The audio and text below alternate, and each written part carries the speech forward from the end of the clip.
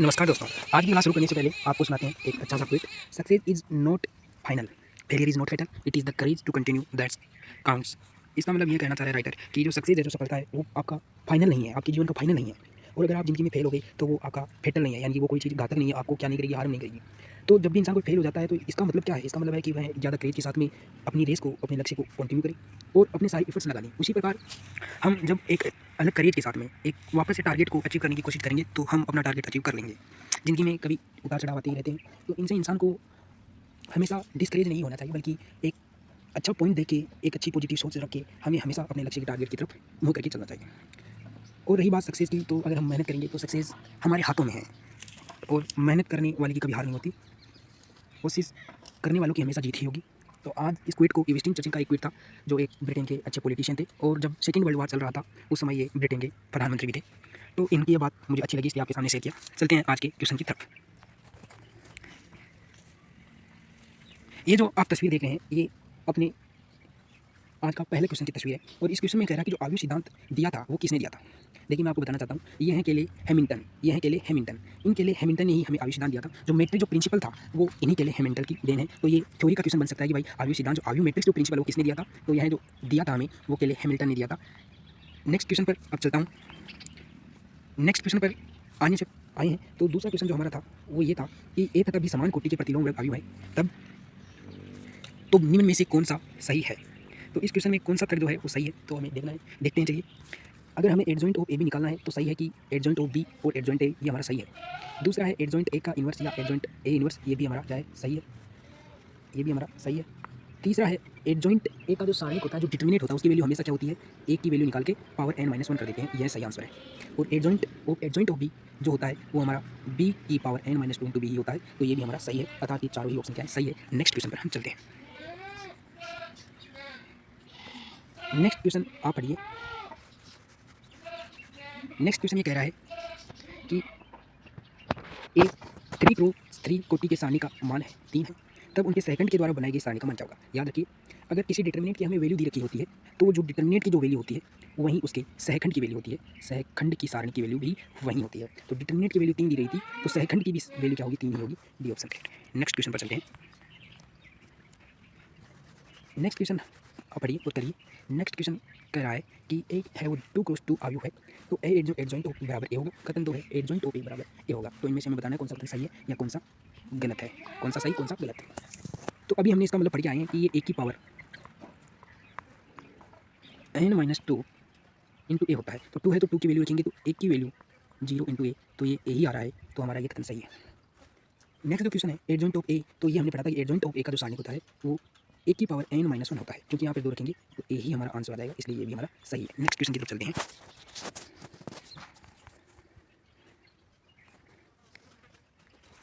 इस क्वेश्चन की तरफ आने से पहले मैं आपको बता दूं कि जो ये क्वेश्चन है वो एयरफोर्स की परीक्षा में ज़्यादा आता है, लेकिन चूंकि ये एनडीए में भी एक क्वेश्चन बन सकता है तो ये हमारे लिए जरूरी हो जाता है। हमें कभी भी 2 × 2 की अगर एडजॉइंट निकालना हो, सेकंड आयु निकालना हो, तो हम इसके विकर्णों को क्या करते हैं, एक विकर्णों के जो अवयव होते हैं उनको एक्सचेंज करते हैं, करेंगे विकर्ण में ही, लेकिन विकर्णों के अवयव को एक्सचेंज करेंगे तो इसमें जो ये जो पहला जो विकर्ण है, ये जो विकर्ण है इसका चेंज नो चेंज करेंगे, क्या करेंगे, नो चेंज। लेकिन जो ये विकर्ण है इसका हम चिन्ह क्या करेंगे, चेंज करेंगे, इसके अवयव का चिन्ह क्या करेंगे, चेंज करेंगे। तो बस चेंज करेंगे तो इसको अगर change no change, sign no change, बल्कि अवयव चेंज होंगे, तो यहाँ पे 7 आएगा, यहाँ पे -2 आएगा, यहाँ पे 6 है तो यहाँ पे -6 हो गया, और यहाँ पे तो ये सही हो गया। यहाँ पे साइन ही चेंज किया जाता है। इस नेक्स्ट क्वेश्चन हमें ये कह रहा है कि निम्न में से कौन सा परिभाषित है। तो ये परिभाषित हमें चेक करना है कि कौन सा परिभाषित है। तो ये कौन सा है, ये अवयव देखेंगे, तो जब ये हम देखेंगे तो ये जो है वो a क्रॉस 3 की वैल्यू है, और ये क्या है, 3 क्रॉस a का सारणिक है, और ये किसका सारणिक है, ये है मैट्रिक्स 2 × 2 का। तो ये 2 × 2 का मैट्रिक्स है। क्या ए बी यहाँ पे डिफाइन होगा, तो ये ए और बी देखो ये सेम होने चाहिए, तो पहले का रो और दूसरे की पंक्ति बराबर होगा तभी ये डिफाइन होगा, क्योंकि ये सही है। फिर है कि बी ए, तो बी ए देखो बी की है 3 × ए और ये डिफाइन नहीं है, तो ये डिफाइन नहीं होगा। ए बी डिफाइन होगा, ए बी डिफाइन होगा, लेकिन क्या ए बी की आयु पंक्तियाँ क्या आएगी, तो जो ए बी होगा वो किस कैटेगरी का होगा, तो आप बोलेंगे 3x3 का होगा। तो 3x3 2x2 से कभी डिफाइन ही नहीं होगी, तो ये भी हमारा गलत हो जाता है। डी देखिए ए का सी से करेंगे तो ये तो डिफाइन ही नहीं होगा। तो निम्न में से कौन सा परिभाषित है? ऑप्शन ए ही हमारा सही आंसर हो जाएगा।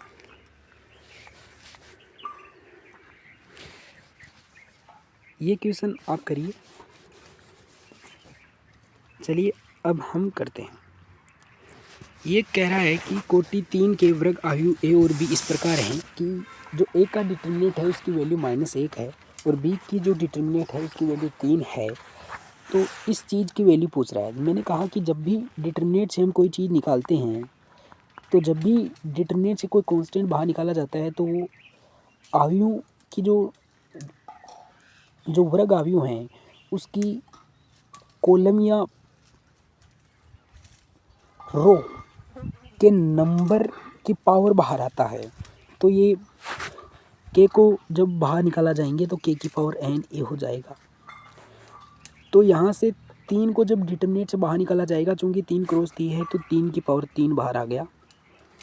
अब बचा है ए बी, और ए बी की डिटर्मिनेंट है उसको हम लिख सकते हैं अलग से हम उसको लिख सकते हैं ए और बी, और ये 3 की क्यूब हो गया, इसका मतलब 81 हो गया, सॉरी 27 हो गया, 27 हो गया।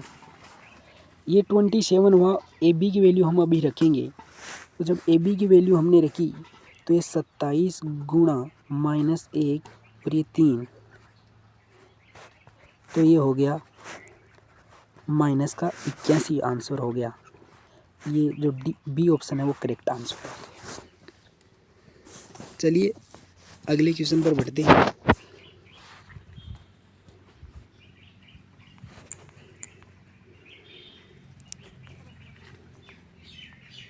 ये क्वेश्चन आप करिए।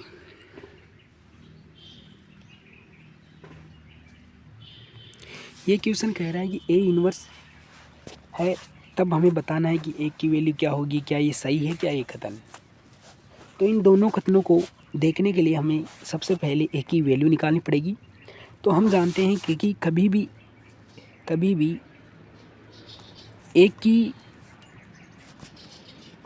ए इनवर्स की जब हम वैल्यू निकालते हैं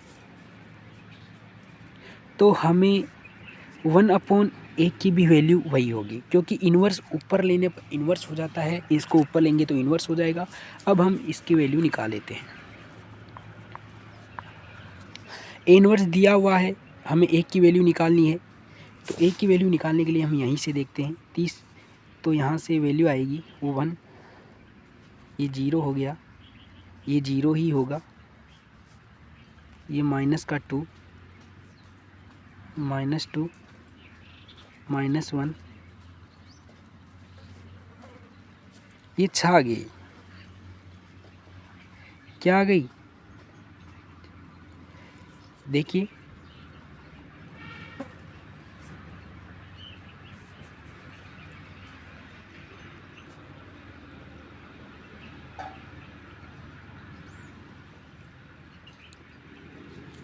सॉरी, ये 2 ही आ गई। ये क्या आ गई? 2 ही आ गई। इसको सोल्व करने पर ये 2 ही आ रहा है, तो ये 2 आ गई। जब ये 2 आई है तो हमें ए की वैल्यू निकाली, अर्थात ए इन्वर्स की जो ए की जो वैल्यू होगी, ए इन्वर्स की जो वैल्यू 2 आई है तो ए की वैल्यू वो 1/a इन्वर्स होगी। तो ए की वैल्यू क्या हो गई? 1/2। यहाँ पे क्या रखा है? 2। तो ये हमारा क्या हो गया? गलत हो गया। क्या हो गया? गलत हो गया। ये हमारा गलत हो गया। आगे देखते हैं।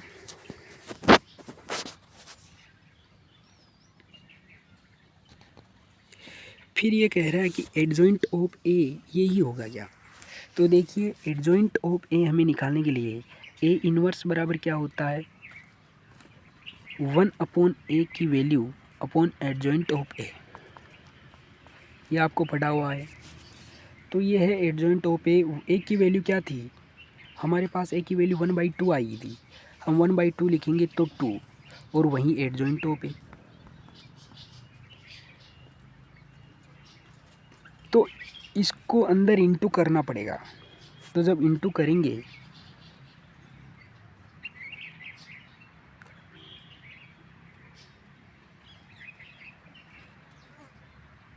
तो ये हमारा गलत हो जाएगा, क्योंकि यहाँ पे क्या आना चाहिए था 2 और यहाँ पे क्या आना चाहिए था -4। तो ये हमारा गलत हो गया। नेक्स्ट ऑप्शन पर चलते हैं।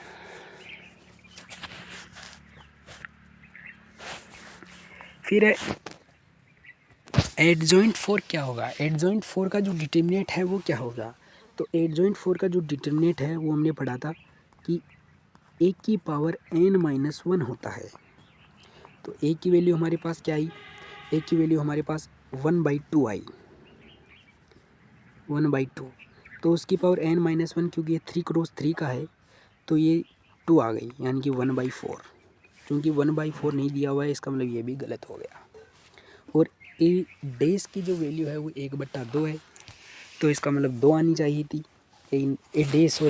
ए डेज की जो वैल्यू है वो 1 की वैल्यू के बराबर ही उसकी सारणी की वैल्यू आती है। तो ये हमारा सही हो गया, क्योंकि ए डेज की डिटर्मिनेंट निकालो या डिटर्मिनेंट निकाल के उसका इन जो ट्रांजिव है वो कर दो। तो ये भी हमारा सही है। नेक्स्ट क्वेश्चन पर चलते हैं। तो इसमें हमारा ए और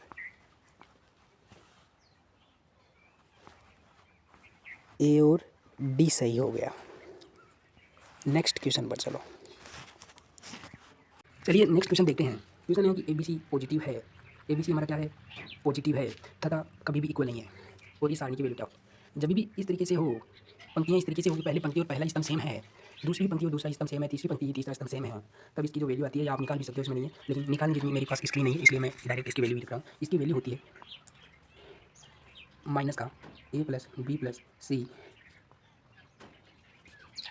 a - b का whole square plus b - c का whole square plus c - a का होल स्क्वायर। तो ये क्या है, एक वर्ग है और ये संख्या अपने आप में धनात्मक है, तो ये भी पॉजिटिव देगा, ये भी चीज़ पॉजिटिव देगा। तो ये साइन क्या बता रहा है माइनस का, ये नेगेटिव है तो ये ऋणात्मक है, बाकी ऑप्शन गलत हो गए। ठीक है दोस्तों, मिलते हैं नए क्लास के साथ में। फिजिक्स की महामेराथन आने वाली है, तो उसके लिए आप तैयार रहिए। Thank you, all the best. एक क्वेश्चन और देख लीजिए, चलते चलते एक क्वेश्चन और देख लीजिए। ये क्वेश्चन आप करिए, आप क्या करेंगे इसमें वो भी मुझे बता दीजिए। देखिए इस क्वेश्चनों में जब भी हम करते हैं तो हमें डायरेक्ट वैल्यू रखनी होती है, वरना ये क्वेश्चन लेंथी बहुत हो जाते हैं। तो हमें इसमें टी की वैल्यू निकालनी है, और जब हमें टी की ही वैल्यू निकालनी है तो लेमडा की वैल्यू हम क्या पुट करेंगे, 0 पुट करेंगे। तो 0 पुट करने पर ये 0 आ जाता है, ये -1 आ जाता है, ये 3 आ जाता है, ये क्या आ जाता है 1 ही आ जाता है, ये क्या आ जाता है 2 ही आ जाता है, और ये क्या आ जाता है -4 आ जाता है, ये -3 ही आ जाता है, ये 4 ही आ जाता है, और ये 0 ही आ जाता है। तो चलिए करते हैं इसकी। ये कुछ इस तरीके का सारणी बनने वाला है, 0 - 1 3 1 2 -4 -3 4 0, ये इस तरीके का सारणी है। तो इसकी वैल्यू क्या होगी, तो इसकी वैल्यू होगी 1 12, ये भाई इसको करेंगे तो 12 और प्लस का 3 × 10, ये माइनस की वैल्यू आ गई है। तो ये 30 - 12 = 18। तो इसका राइट आंसर होगा वो 18 होगा। आप भी इसको करने का प्रयास करिए। ये स्क्रीन छोटी होने के खातिर इतना लफड़ा हो रहा है, वरना एक स्क्रीन बड़ी होती तो पढ़ाने में भी अलग मज़ा आता और समझ में भी ज़्यादा आता। तो जितने में आप पढ़िए, मैं बेहतर क्वेश्चन की प्रैक्टिस करा रहा हूँ। और ये क्वेश्चन है जो आपको एग्जाम में एज इट इज़ दिखेंगे। इनकी डिजिट भी चेंज नहीं होती है, क्योंकि ये आप देख सकते हो IIT 1981 में लाया हुआ क्वेश्चन है। तो ऑथेंटिक क्वेश्चन कराया जाता है ताकि एग्जाम में वही पैटर्न मिले, वही क्वेश्चन मिले। और अगर आप लगातार परीक्षा तक बने रहोगे तो आशा है कि आप सफलता के मार्ग में श्योर अपना टारगेट अचीव कर लोगे। Thank you.